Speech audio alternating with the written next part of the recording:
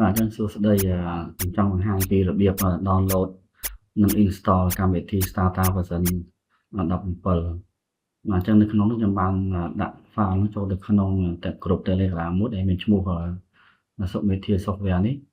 ហើយអ្នកនរនេះអាចចូលតាមរយៈ link ជារូបភាពនេះជា QR code នេះ link នេះនឹងទៅដល់ page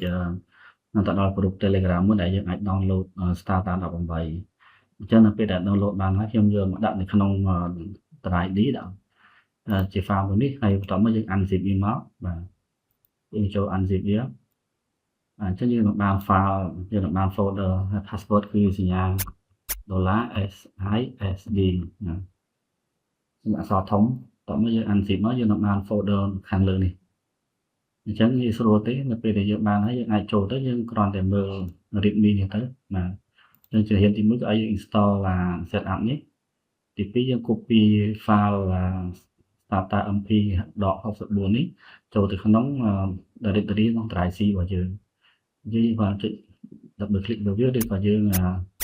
ដាំ add administrator នេះមកអញ្ចឹងវាឲ្យវាសួរយើងដាក់លក្ខខណ្ឌមួយចំនួនយើងរងចាំបន្តិចទៅហើយចុច next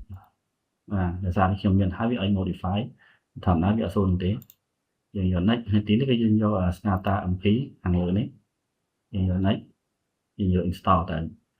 បាទអញ្ចឹងដោយសារខ្ញុំ install ហើយខ្ញុំចង់ install ទៀតយើងចុច install ហើយវាទៅហើយ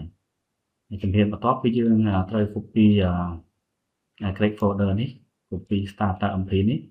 បាទយើង copy វាចូលទៅក្នុង drive C program file នៃ starter យក starter មក starter 17តោះមកយើងផាសហ្នឹងណាហើយទៅយើងប្រើប្រាស់វាបានហើយអូខេហើយប៉ុណ្ណឹងអូខេ